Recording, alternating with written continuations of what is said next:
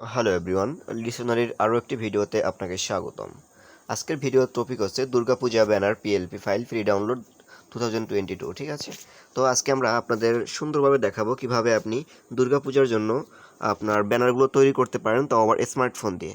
তো আমরাও অলমোস্ট এখানে নিচের দিকে প্রায় 6টার মতো, হ্যাঁ 6টা ব্যানার আপনাদের জন্য একদম ফ্রিতে শেয়ার করেছি। ঠিক আছে, আপনারা এগুলো ডাউনলোড করে মোবাইল দিয়ে করতে পারবেন।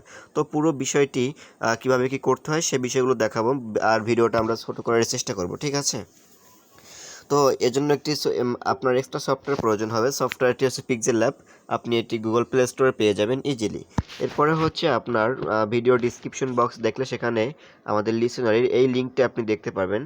এই যে একটা লিঙ্ক রয়েছে, এই লিঙ্কে ক্লিক করার পরে একটা আর্টিকেল ওপেন হবে আপনার সামনে। ঠিক আছে, তো আর্টিকেলটি ওপেন হওয়ার পরে এখানে সম্পূর্ণ বিষয়টা পড়বেন, কিভাবে কি বলা হয়েছে। যদি না বুঝেন ভিডিও দেখে সেক্ষেত্রে পড়বেন।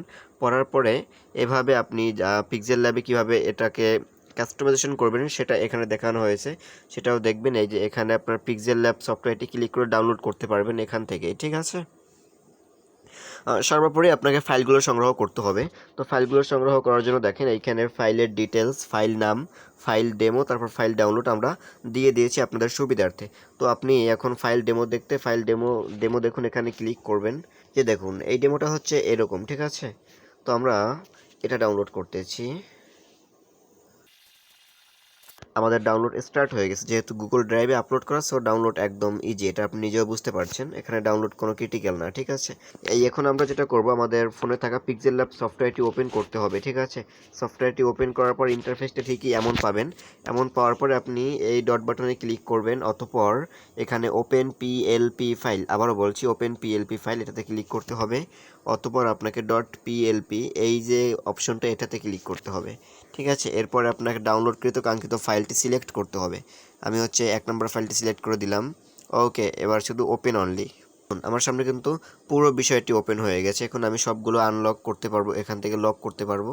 এটার অধিকাংশ ফাইলই আনলক করা আছে। ঠিক আছে, তো এখন বিষয় হচ্ছে এখানে এগুলোর মেইনলি যা চেঞ্জ করতে হয়, এই যে আপনার এই এই ম্যানগুলো, তারপর এই যে কিছু ম্যান আছে, নিজের ছবিটা, তারপর হচ্ছে নিজের নামটা, নিজের পদবিটা।